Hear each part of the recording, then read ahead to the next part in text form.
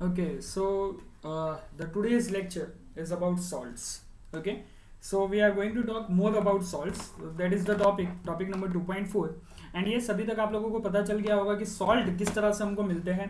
तो ये हम लोगों ने सीखा हुआ है बेसिकली द पार्ट और we can say a topic from where we have taught of neutralisation. Okay, हम लोगों ने जो बताया था न्यूट्रलाइजेशन पे, तो न्यूट्रलाइजेशन में एक चीज थी, वो क्या थी कि एसिड जब बेस के साथ रिएक्ट करता है, when acid reacts with the base. Okay friends, याद करना, when acid reacts with the base it gives salt and water. तो जब एसिड बेस के साथ रिएक्ट करता है तो हमको क्या मिलता है, हमको मिलता है सॉल्ट एंड वाटर. तो यही चीज की यहाँ पे बात है. तो देखिए क्या दिया हुआ है in the previous sections. We have seen the formation of the salt during the various reaction. Let us understand more about the preparation properties and uses. तो ये चैप्टर में ये टॉपिक में हम लोग क्या देखने जा रहे हैं, we are going to see more about the salts. किस तरह से कोई सॉल्ट प्रिपेयर होता है, किस तरह से उसकी प्रॉपर्टीज क्या है और किस तरह से उसका यूजेस है. तो ये तीन टॉपिक की बात करने वाले हैं. तो सबसे पहले हम लोग बात करते हैं the first topic, that is pH of a salt. Salt का पीएच क्या होता है. Okay, so basically salts of the strong acid and strong base. अगर आपने स्ट्रॉन्ग एसिड यूज किया हुआ है और स्ट्रॉन्ग बेस यूज किया हुआ है तो हमेशा उसका पीएच जो है वो 7 होगा. क्योंकि 7 आपको पता है, दैट इज पीएच कब 7 होगा, जब वो न्यूट्रलाइज है या फिर न्यूट्रल है तब उसका पीएच 7 होता है. 0 to 7 के बीच में हो तो वो एसिड कहलाता है. 7 to 14 के बीच में हो तो वो बेस कहलाता है. When it is between 0 to 7 it is always an acid. When it is between 7 to 14 it is an base. So जब वो वैल्यू 7 पे होती है तब वो क्या कहलाता है, it is called a neutral thing or we can say it is a salt. Okay, so अगर वो strong acid और strong base से बना हुआ है तब वो क्या कहलाएगा, the pH will be 7. Okay, other hand if the salt is of strong acid and weak base it will be acidic in nature. अब मान लो क्या है कि अगर आपने स्ट्रॉन्ग एसिड यूज किया हुआ है, you have use strong acid and a weak base. आपने स्ट्रॉन्ग एसिड लिया हुआ है और वीक बेस लिया हुआ है, तो आपको जो भी सॉल्ट मिलेगा वो थोड़ा एसिडिक नेचर का होगा. और अगर आपने स्ट्रॉन्ग बेस और वीक एसिड लिया हुआ है, if you have taken strong base and weak acid, तो आपको जो सॉल्ट मिलेगा वो बेसिक नेचर का होगा. मतलब उसका पीएच का वैल्यू कितना होगा, मोर देन 7. तो ये कॉमन चीज़ है. एसिड जब नेचर का होगा तो 0 to 7 के बीच में मिलेगा या 7 से लेस मिलेगा. और अगर बेसिक नेचर का होगा तो आपको 7 से ज़्यादा वैल्यू मिलेगी. Now chemical from common salt.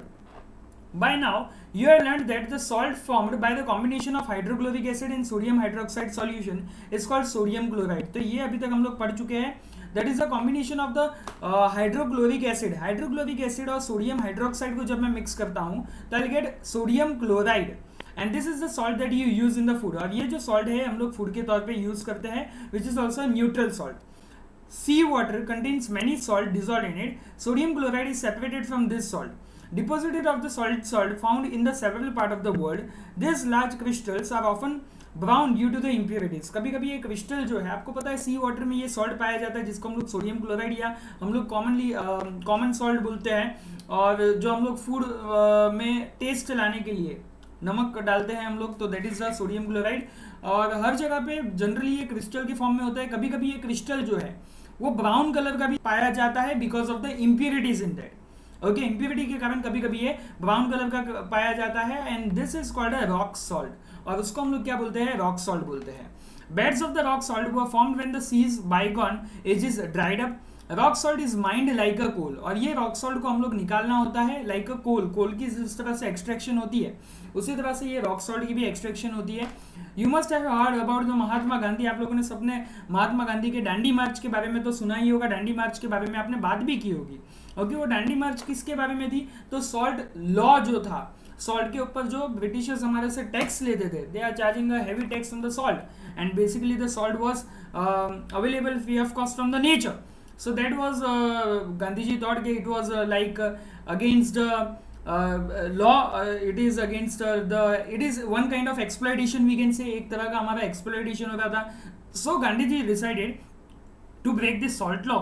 Okay, so ये सॉल्ट लॉ तोड़ा गया था and it was a part of a struggle, it was a part of a freedom struggle we can say. तो ये चीज़ आपको पता होनी चाहिए। नेक्स्ट हम लोग बात करते हैं यहाँ से ही कि अभी तक हम लोगों ने क्या बात की कि सॉल्ट, तो सॉल्ट किस तरह से बनता है अब आपको पता चल चुका है कि एसिड और बेस को जब आप रिएक्ट करोगे, उसको मिक्स करोगे, तो you will get a salt and a water. So salt का पीएच जनरली 7 होता है जब स्ट्रॉन्ग एसिड और स्ट्रॉन्ग बेस मिक्स हो रहे हो। अब हम लोग नए टॉपिक पे आ जाते हैं, that is common salt, a raw material for the chemical. A common salt thus obtained is an important raw material for the various material of daily use such as sodium hydroxide, baking soda, washing soda, bleaching powder and many more. Let us see how one substance is used for making all the different substances. So number 1, sodium hydroxide. When electricity is passed through an aqueous solution of sodium hydroxide, it decomposes to sodium chloride, it decomposes into the sodium hydroxide. तो क्या दिया हुआ है यहाँ पे, when electricity is pass through the aqueous solution of sodium chloride which is also called as brine. तो जब हम लोग सोडियम क्लोराइड में से इलेक्ट्रिसिटी पास करते हैं, सोडियम क्लोराइड का मतलब क्या है, ब्राइन, तो उसमें क्या बन जाता है, इट बिकम्स सोडियम हाइड्रोक्साइड। वो क्या बन जाता है, सोडियम हाइड्रोक्साइड बन जाता है। Okay, the process is called chlor आल्की प्रोसेस। ओके, क्लोर आल्की प्रोसेस मतलब क्लोरीन था, सोडियम क्लोराइड था, उससे हम लोगों ने क्या बना दिया, अल्कली। अल्कली मतलब क्या, बेस एक सॉल्यूशन बना लिया, दैट इज कॉल्ड क्लोर आल्की process. Because of the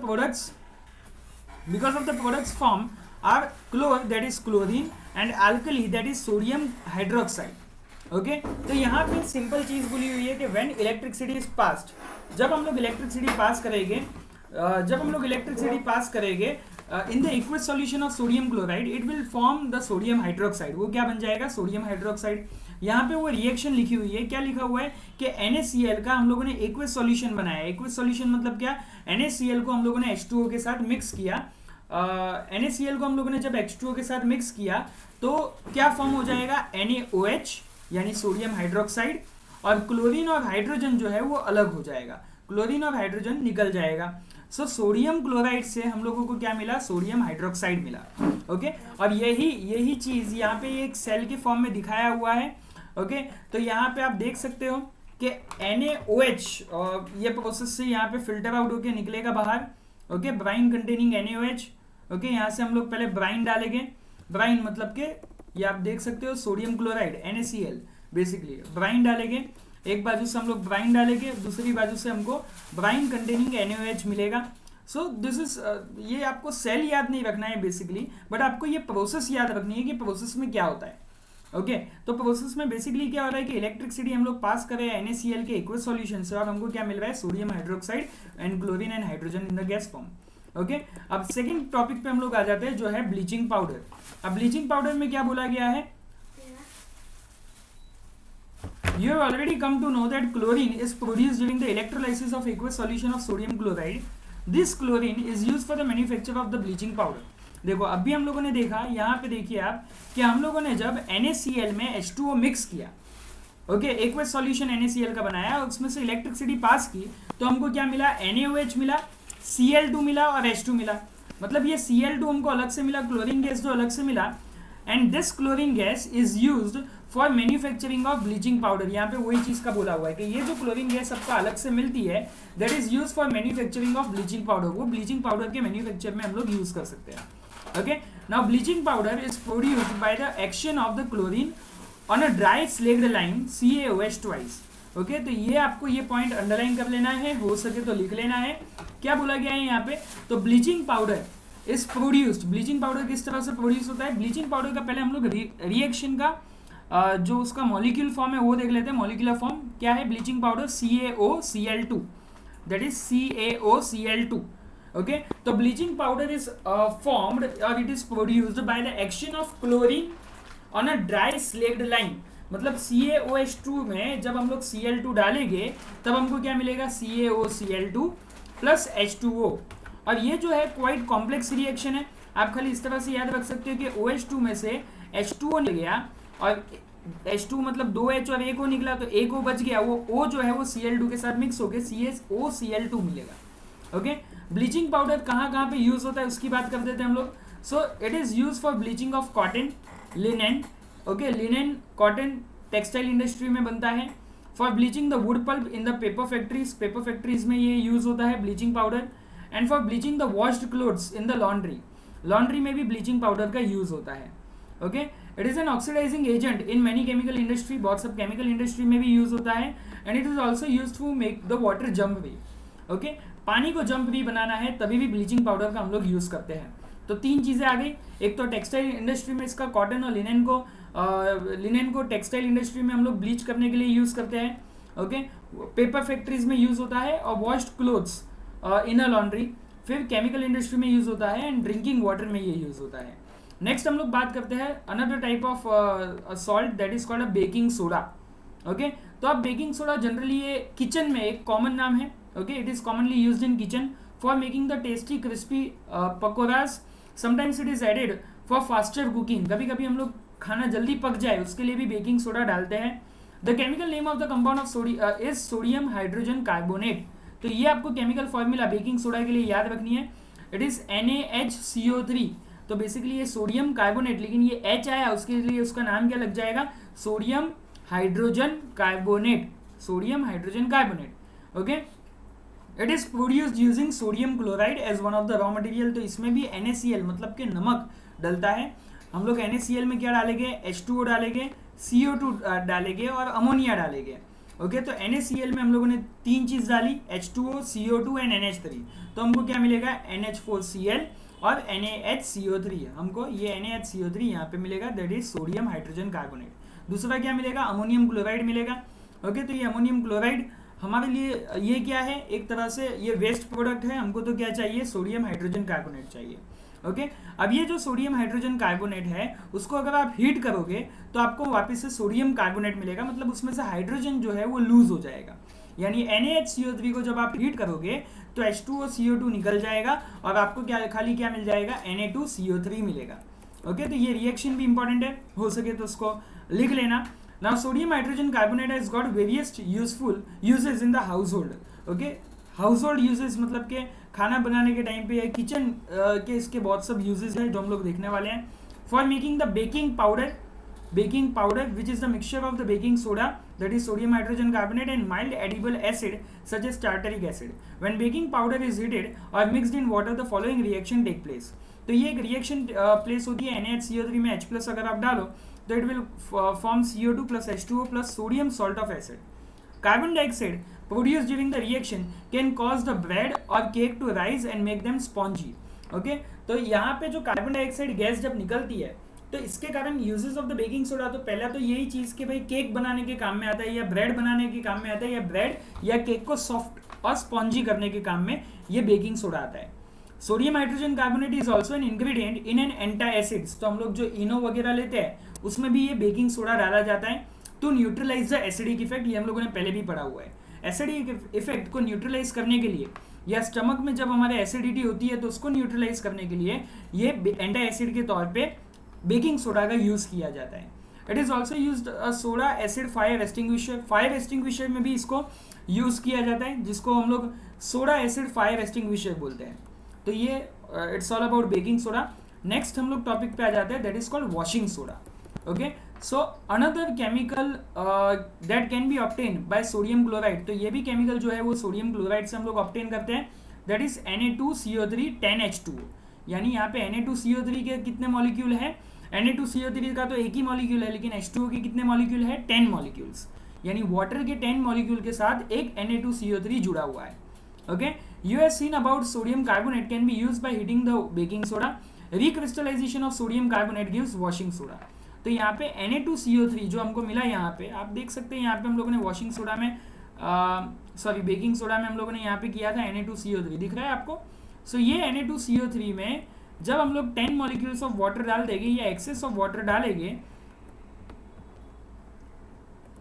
so Na2CO3 में 10H2O मैंने डाला तो मुझे क्या मिलेगा, Na2CO3 और 10H2O मिक्स हो जाएगा.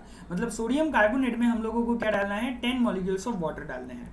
Okay, so what does 10H2O signify, does it make Na2CO3 wet? Well, it addresses to the next section, ये हम लोग बाद में पढ़ेंगे. Uses of the washing soda. Washing soda कहाँ पे यूज होता है, तो in glass, soap and paper industry, इसमें इसका यूज होता है. It is use in manufacture of sodium compound such as borax. Okay, borax एक टाइप का ग्लास है, हम लोग कह सकते हैं कि वो बनाने के लिए यूज होता है। Sodium carbonate can be use for the cleaning agent as a domestic purpose, इसको क्लीनिंग एजेंट के तौर पे कोई भी चीज़ को क्लीन करने के लिए यूज होता है, या फिर वाटर की परमानेंट हार्डनेस निकालने के लिए भी ये यूज हो सकता है। Okay, so this is all about the, we can say it's all about a type of salts, कितने टाइप के सॉल्ट्स हैं उसके बारे में हम लोगों ने पढ़ा। अब एक इंपॉर्टेंट टॉपिक यहाँ पे आता है, that is plaster of Paris. Okay, plaster of Paris, plaster of Paris का नाम आपने सुना होगा। ओके, प्लास्टर ऑफ पेरिस अगर आपको कोई पूछे तो आपको पीओपी, इसका short form plaster of Paris का पीओपी है।